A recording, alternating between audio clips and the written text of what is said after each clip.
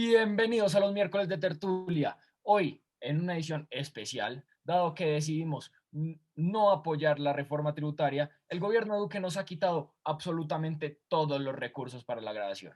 Así que por esta vez decidí invitar a mis tres mejores amigos a que conversáramos un poquito sobre la unificación italiana y la unificación alemana. Así que, Aleja, Michael, Alan, un gusto tenerlo aquí conmigo. Un placer haberlos invitado esta vez.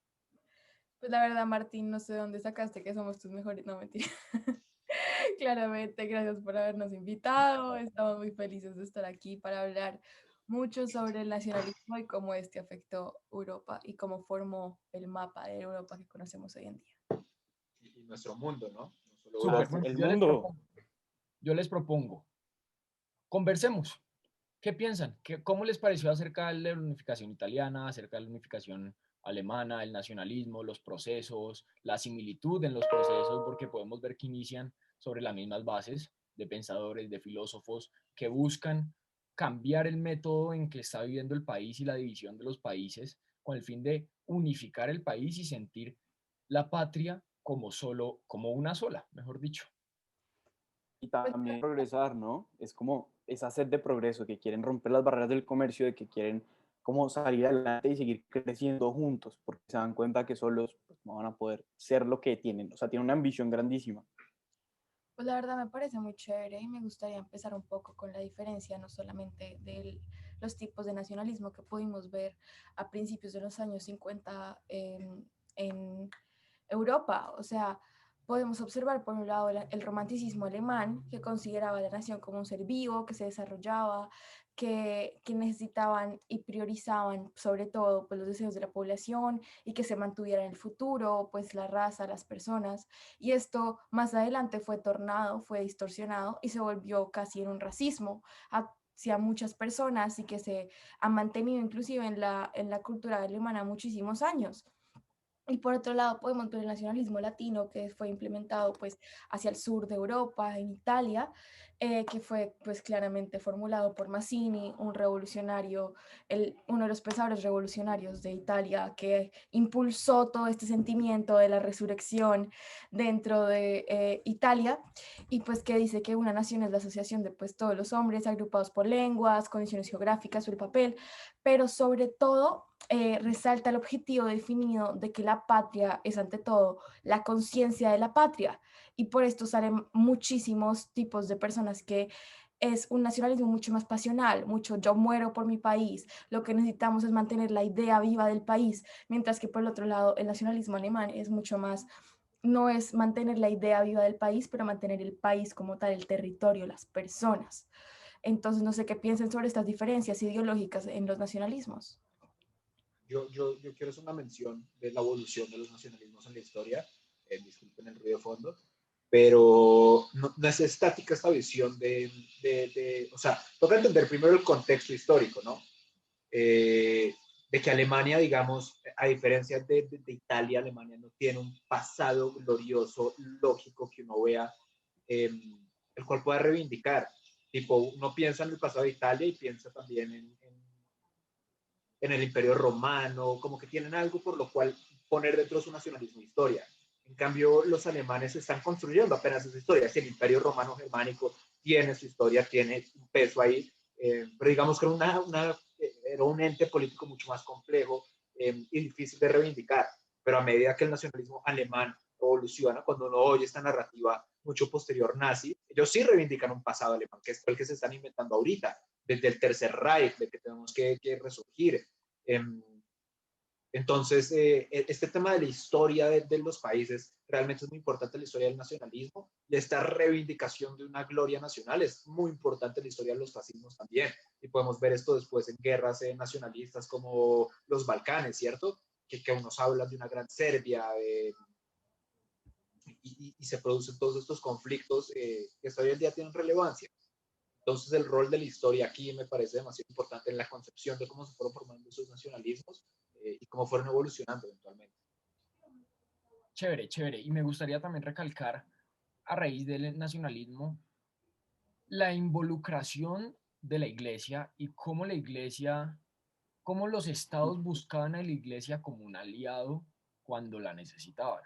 Y podemos verlo muy claramente con el caso de Francia, con Napoleón, viendo cómo Francia respaldaba a Roma, buscando que Roma se mantuviera, hasta que llegó un punto que retiran las tropas francesas y simplemente los italianos terminan adentrándose a Roma, terminan conquistando la iglesia. Sin embargo, me gustaría recalcar que a pesar de todo, Italia termina llegando a un consenso de respetar los ideales de la iglesia, del Vaticano que estaba establecido en Roma.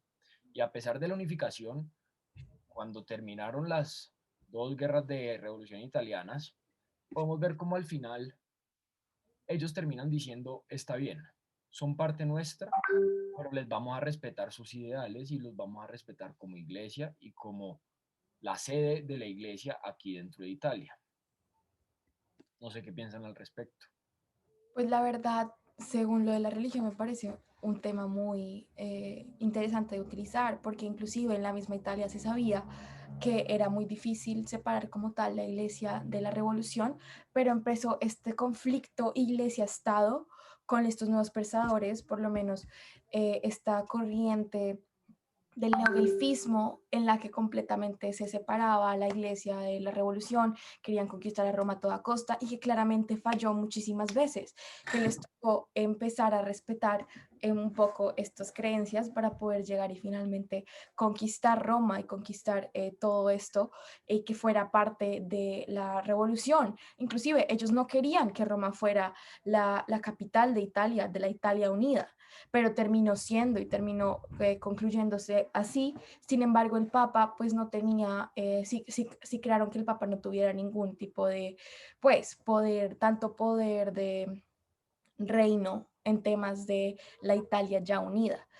Sin embargo, la revolución sí llegó a tener pues su conclusión final, que fue la unión de toda Italia. Sin embargo, teniendo en cuenta que la capital seguía siendo Roma, por exactamente lo que tú decías, estas importancias religiosas y el contexto religioso, el cual ya conllevaba y no podía ser ignorado. Tanto que Pío XI lo vieron como un traidor, porque él salió a defender y apoyar a Italia, sin embargo, no tomó ningún partido político dentro de la guerra. Y eso, sobre todo, en el grupo de los Mazzini, porque acordémonos que habían unos grupos unificados, el mazinismo, el neolefguismo, Neogelfismo. neolefismo, gracias Aleja, que poco a poco se fueron desprestigiando algunos y el mazinismo tomó fuerza y este empezó a ver al Papa como un traidor por no querer tomar ningún bando político dentro de las guerras. Claro, es que ellos estaban era luchando pues por su independencia como tal, pero ahí cuando dices como la relación de la religión con todo esto, me parece muy importante lo que dijiste de Napoleón III en Francia. Es que aquí ahora cuando estamos viendo nacionalismos, cuando nos damos cuenta que todo esto es política. Napoleón III era un revolucionario toda su vida, que luchó por las fuerzas revolucionarias, llegó al poder y dijo, hey, yo no puedo seguir haciendo esto porque necesito el voto cristiano, necesito ver cómo va a quedar Francia frente al mundo de Europa. Es, Y era interesado, él era sí, un interesado con la iglesia, sí, podemos decir. completamente, pero era un nacionalismo tentado y tintado por política, o sea, era claramente lo que vemos ahora, son intereses políticos de estados ya formados como era el de Francia, hacia estados que se están intentando formar como era el de Italia o Alemania. Cabe resaltar que Francia y Gran Bretaña eran los estados como más grandes en la época, ¿no? Que eran los que tenían más poder militar, económico y social, o sea, que eran como los amos en ese momento.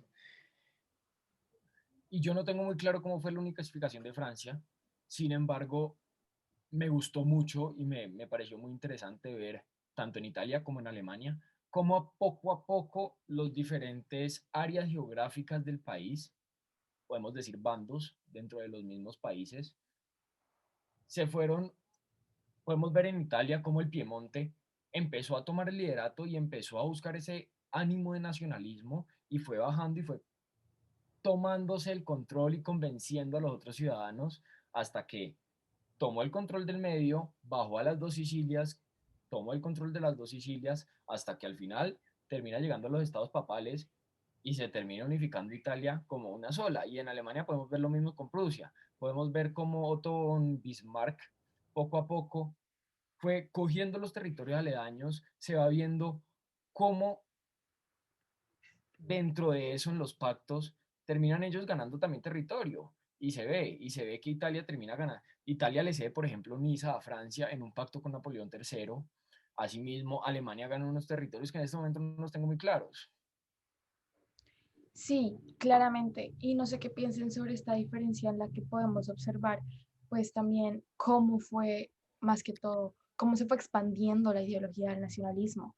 En Italia fueron muchísimos intentos que fueron fallidos, que se intentaron y que finalmente cuando se pudieron unir con los nobles y con pues con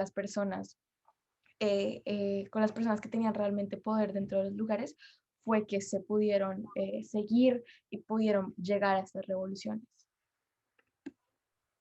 Yo quiero otra vez traer toda esta discusión a cómo nos afecta hoy en día, porque me parece importante ver cómo esta historia nos involucra en nuestra labor hoy en día de analizar el mundo.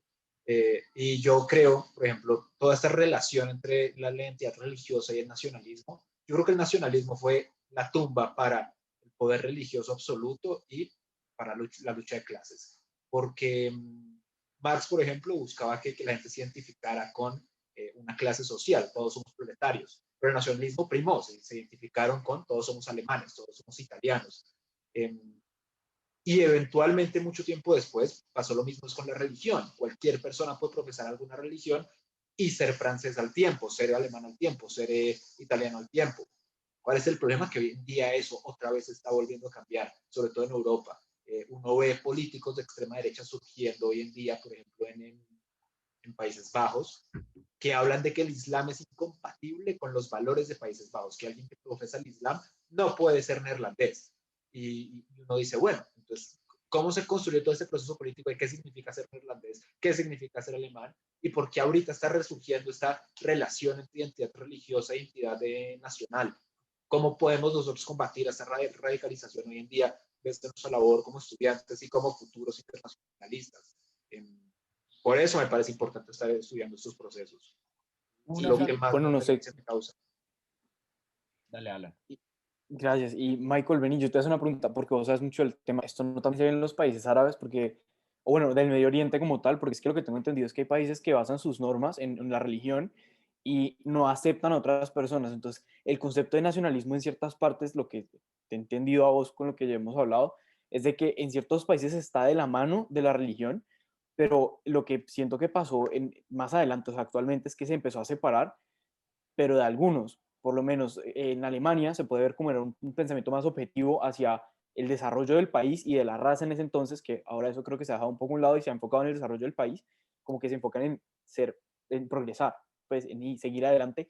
En cambio, en otros países más pasionales, que me atrevo a decir que son los del Medio Oriente, se enfocan más en conservarse como son.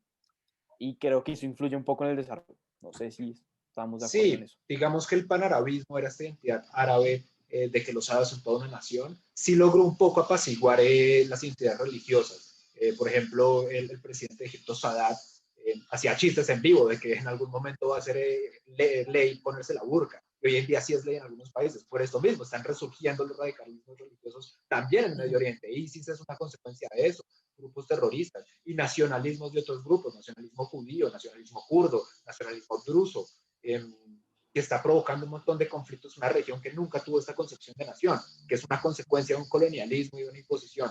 Pero sí, también es complejo en Medio Oriente y también es causa de muchos conflictos hoy en día.